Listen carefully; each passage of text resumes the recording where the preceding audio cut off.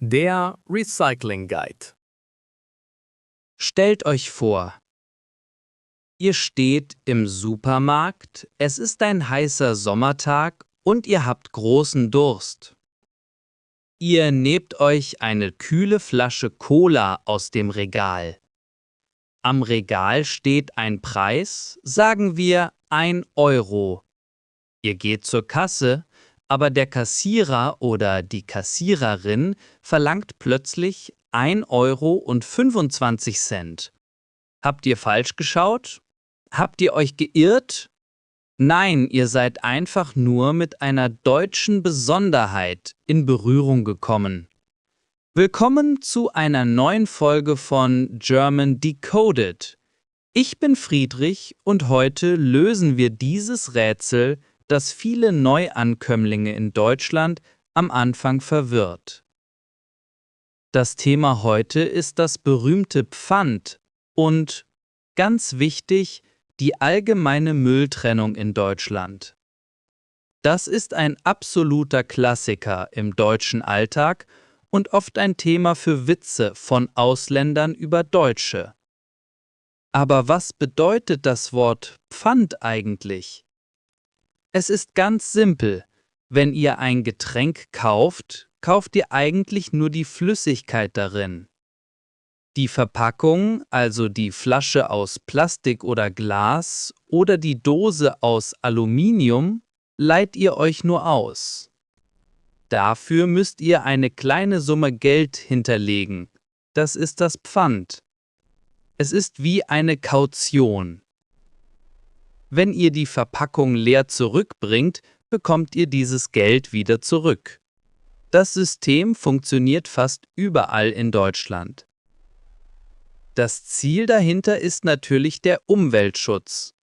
Deutschland möchte vermeiden, dass wertvolle Materialien wie Plastik oder Aluminium einfach im Restmüll landen oder, noch schlimmer, in der Natur, in Parks oder Flüssen liegen bleiben. Wir wollen, dass diese Materialien wieder in den Kreislauf zurückkommen. Vielleicht habt ihr in deutschen Städten schon Menschen gesehen, die in Parks oder an Bahnhöfen in öffentliche Mülleimer schauen oder Taschen voller leerer Flaschen tragen. Diese Menschen nennt man oft Pfandsammler. Sie tun das, weil diese Flaschen bares Geld wert sind. Für jemanden, der neu hier ist, wirkt das oft seltsam, aber es ist ein Teil der deutschen Ökonomie geworden. Wenn ihr unterwegs seid und eure Flasche nicht mitnehmen wollt, stellt sie in Deutschland am besten neben den Mülleimer. Nicht hinein. So können Sammler sie einfach mitnehmen, ohne im Müll wühlen zu müssen. In dieser Episode erkläre ich euch Schritt für Schritt, wie ihr euer Geld zurückbekommt, was der Unterschied zwischen den Flaschen ist und in welche Tonne euer anderer Müll gehört. Jetzt gehen wir ins Detail, denn Pfand ist nicht gleich Pfand. Wenn ihr im Supermarkt steht, müsst ihr wissen, was ihr kauft. Wir müssen zwischen zwei sehr wichtigen Begriffen unterscheiden: Einwegpfand und Mehrwegpfand. Diese Wörter klingen für Deutschlerner oft ähnlich, bedeuten aber etwas ganz anderes für die Umwelt und für euren Geldbeutel. Fangen wir mit dem Einwegpfand an. Das Wort Einweg besteht aus Ein und Weg. Das bedeutet, die Flasche macht nur einen Weg, vom Supermarkt zu euch und zurück. Danach ist ihr Leben vorbei. Nachdem ihr sie zurückgegeben habt, wird sie direkt in der Maschine zerdrückt, gepresst und geschreddert. Aus diesem Material macht man dann neue Flaschen oder manchmal auch Kleidung, wie Fleece-Pullover. Einwegflaschen und Dosen kosten fast immer 25 Cent Pfand. Ihr erkennt sie an einem speziellen Logo. Es ist das Logo der Deutschen Pfandsystem GmbH, DPG. Es zeigt eine Dose und eine Flasche und darum ist ein Pfeil. Das Logo ist meistens schwarz-weiß auf dem Etikett gedruckt. Wenn ihr dieses Logo seht, wisst ihr sofort zwei Dinge. Erstens, diese Flasche kostet 25 Cent extra. Zweitens, die Flasche wird zerstört und recycelt. Das zweite System ist das Mehrwegpfand. Mehrweg bedeutet mehrere Wege. Das ist das traditionelle und umweltfreundlichste System in Deutschland. Diese Flaschen sind meistens aus Glas oder sehr stabilem harten Plastik. Wenn ihr diese Flaschen zurückbringt, werden sie nicht kaputt gemacht. Auf keinen Fall. Sie werden mit LKWs in eine Fabrik gebracht, sehr gründlich bei hohen Temperaturen gewaschen und dann wieder mit Getränken gefüllt. Eine einzige Glasflasche kann bis zu 50 Mal wieder benutzt werden. Das spart sehr viel Energie und Material. Für Mehrwegflaschen bezahlt man weniger Pfand. Meistens sind es 8 Cent für Bierflaschen aus Glas oder 15 Cent für Mehrweg-Plastikflaschen und Joghurtgläser. Aber Vorsicht! Hier gibt es oft kein einheitliches Logo wie beim Einwegpfand. Manchmal steht das Wort Mehrweg oder Leihflasche klein auf dem Etikett. Manchmal erkennt man es nur an der Form der Flasche oder daran, dass die Flasche leichte Kratzer hat, den sogenannten Ring of Use, weil sie schon oft durch die Waschstraße gelaufen ist. Es gibt auch Getränke ohne Pfand, zum Beispiel Säfte oder Milch in Kartons. Aber das ändert sich gerade durch neue Gesetze. Für euch ist wichtig, wenn ihr Pfand bezahlt habt, bringt die Flasche zurück. Ihr habt nun eure leeren Flaschen zu Hause gesammelt. Eure Küche ist voll und es ist Zeit, sie zurückzubringen. Aber wohin? Fast jeder Supermarkt in Deutschland hat einen sogenannten Leergutautomaten. Leergut ist das offizielle deutsche Wort für leere Flaschen und Dosen. Diese Automaten findet ihr meistens im Eingangsbereich des Supermarktes, manchmal in einem separaten kleinen Raum, der etwas säuerlich nach altem Bier riecht, oder manchmal auch draußen auf dem Parkplatz. Die Bedienung ist eigentlich einfach, aber manchmal haben die Automaten ihre Tücken und können frustrierend sein. Ihr nehmt eure Flasche und legt sie in das runde Loch im Automaten. Wichtig ist, der Boden der Flasche muss zuerst hinein. Die Flasche liegt dabei, sie steht nicht. Dann zieht ein Förderband die Flasche ein, dreht sie schnell und scannt den Barcode und das Logo. Wenn der Automat die Flasche akzeptiert, hört ihr ein mechanisches Geräusch. Und bei Einwegflaschen hört man oft, wie sie direkt im Hintergrund zerdrückt werden. Auf einem Display seht ihr dann, wie viel Geld ihr schon gesammelt habt. Aber was passiert, wenn der Automat die Flasche wieder ausspuckt und laut piept? Das passiert oft. Vielleicht ist das Etikett kaputt und der Automat kann den Code nicht lesen. Oder die Flasche ist noch halb voll, sie muss leer sein. Ein häufiges Problem ist auch die Marke. Grundsätzlich gilt eine Regel. Große Supermärkte über 200 Quadratmeter müssen alle Einwegflaschen mit dem Pfandlogo annehmen, egal wo ihr sie gekauft habt. Ihr könnt eine Cola-Dose von Aldi auch bei Lidl abgeben. Aber bei Mehrwegflaschen ist es anders. Ein Geschäft muss oft nur die spezifischen Formen zurücknehmen, die es auch selbst verkauft. Ein wichtiger Tipp: Zerdrückt eure Dosen oder Plastikflaschen niemals zu Hause, um Platz zu sparen. Wenn die Dose platt ist, kann der Automat das Logo nicht erkennen und ihr bekommt kein Geld zurück. Die Form muss intakt sein.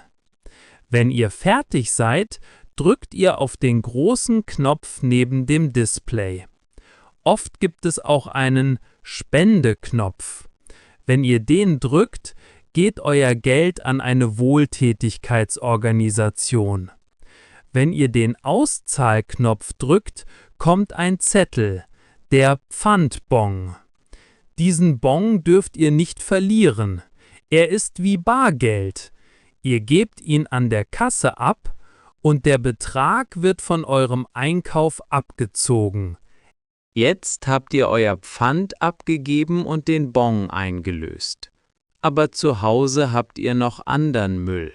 Nicht alles hat Pfand. Was machen wir mit den anderen Verpackungen? In Deutschland wird Müll sehr genau getrennt. Das kann am Anfang extrem verwirrend sein, weil es viele verschiedene Farben für Mülltonnen gibt und jedes Bundesland oder jede Stadt kleine Unterschiede hat. Aber die Grundregeln sind meistens gleich. Schauen wir uns die wichtigsten an. Zuerst gibt es den berühmten gelben Sack oder die gelbe Tonne. Hier hinein gehören sogenannte Verkaufsverpackungen. Das sind Verpackungen aus Plastik, Metall oder Verbundstoffen, Materialmix, die kein Pfand haben. Beispiele sind der Becher vom Joghurt, die Konservendose für Mais oder Tomaten, die Milchtüte, Tetra Pak oder die Plastikfolie um Käse und Wurst. Ein häufiger Fehler: Viele Leute werfen alles aus Plastik hier hinein, zum Beispiel eine alte Zahnbürste oder ein kaputtes Plastikspielzeug. Das ist falsch. In den gelben Sack gehört streng genommen nur Verpackungsmaterial. Das Spielzeug gehört in den Restmüll. Und noch etwas Wichtiges: Die Verpackungen müssen löffelrein sein. Das ist ein schönes deutsches Wort. Es bedeutet, sie müssen leer sein, aber ihr müsst sie nicht perfekt mit Wasser und Spülmittel waschen. Das Waschen passiert später in der Recyclinganlage. Verschwendet also kein Wasser dafür. Dann haben wir die blaue Tonne. Die Farbe Blau steht in fast ganz Deutschland für Papier und Pappe. Hier kommen alte Zeitungen, Briefumschläge, Kartons von Online-Bestellungen oder Schulhefte hinein. Kartons solltet ihr vorher klein machen, damit die Tonne nicht sofort voll ist. Aber Vorsicht bei 2 Dingen: Benutzte Taschentücher oder Küchenpapier gehören nicht hier hinein, das ist Restmüll. Und der Pizzakarton? Das ist eine ewige Diskussion in Deutschland. Die Regel ist: Wenn der Karton fettig und schmutzig ist, darf er nicht ins Altpapier. Er muss in den Restmüll, weil das Fett das Papierrecycling stört. Nur wenn der Deckel sauber ist, könnt ihr den Deckel abreißen und ins Blaue werfen. Und was ist mit Glas, auf das es kein Pfand gibt? Zum Beispiel Weinflaschen, Marmeladengläser oder Flaschen für Öl? Dafür gibt es Glascontainer. Diese stehen meistens an der Straße. Hier müsst ihr nach Farben sortieren: Weißglas, Braunglas und Grünglas. Wenn ihr eine blaue oder rote Flasche habt, gehört diese immer in den Container für Grünglas. Grün kann Fremdfarben am besten vertragen. Wir haben jetzt Plastik, Metall, Papier und Glas sortiert. Das ist schon eine ganze Menge. Aber 2 sehr wichtige Kategorien fehlen noch, um ein echter Müllprofi in Deutschland zu werden: Der Biomüll und der Restmüll. Die braune Tonne ist meistens für den Biomüll. Das ist organischer Abfall, der verrotten kann. Dazu gehören Kartoffelschalen, Eierschalen, alte Blumen, Kaffeesatz, gerne auch mit der Papierfiltertüte und Essensreste wie Obst und Gemüse. Aus diesem Müll wird in großen Anlagen Kompost für die Landwirtschaft oder Biogas für Strom gemacht. Das ist sehr gut für die Umwelt. Der größte Fehler, den viele machen, sie sammeln ihren Biomüll in einer Plastiktüte und werfen die ganze Tüte in die braune Tonne. Bitte macht das niemals. Plastik verrottet nicht. Benutzt Papiertüten oder wickelt den Biomüll in altes Zeitungspapier ein. Auch Tüten, auf denen kompostierbar steht, sind oft problematisch für die Anlagen, also lieber vermeiden. Zum Schluss bleibt der Restmüll. Das ist meistens eine schwarze oder graue Tonne. Hier kommt alles hinein, was man nicht recyceln kann und was nicht gefährlich ist. Zum Beispiel Zigarettenkippen, Windeln, der Inhalt vom Staubsauger, Hygieneartikel, Backpapier und eben alles, was zu schmutzig für die anderen Tonnen ist. Der Restmüll wird in Deutschland meistens verbrannt. Das erzeugt zwar auch Energie, Fernwärme, aber die Rohstoffe sind für immer verloren. Deshalb ist das Ziel immer, so wenig Restmüll wie möglich produzieren. Je leerer die schwarze Tonne ist, desto besser für die Umwelt. Sondermüll wie Batterien, alte Farben oder kaputte Elektrogeräte dürfen auf keinen Fall in den Hausmüll. Das ist gefährlich und verboten. Batterien könnt ihr in jedem Supermarkt am Eingang in grüne Boxen werfen. Kaputte Toaster oder Laptops müsst ihr zum Wertstoffhof bringen. Ich weiß, das klingt am Anfang nach sehr viel Arbeit und Kontrolle. Man steht oft vor dem Mülleimer und fragt sich, wohin gehört dieser beschichtete Karton jetzt? Aber glaubt mir, nach ein paar Wochen wird es zur absoluten Routine. Die Deutschen machen das nicht, um das Leben kompliziert zu machen. Wir machen das, weil Deutschland ein Land mit wenigen natürlichen Rohstoffen ist. Recycling ist unsere Art, Ressourcen zu sparen. Ich hoffe, diese Episode hilft euch beim nächsten Einkauf, den Pfandautomaten zu besiegen und zu Hause die richtige Tonne zu finden. Danke fürs Zuhören bei German Decoded. Bis zum nächsten Mal und viel Erfolg beim Sortieren.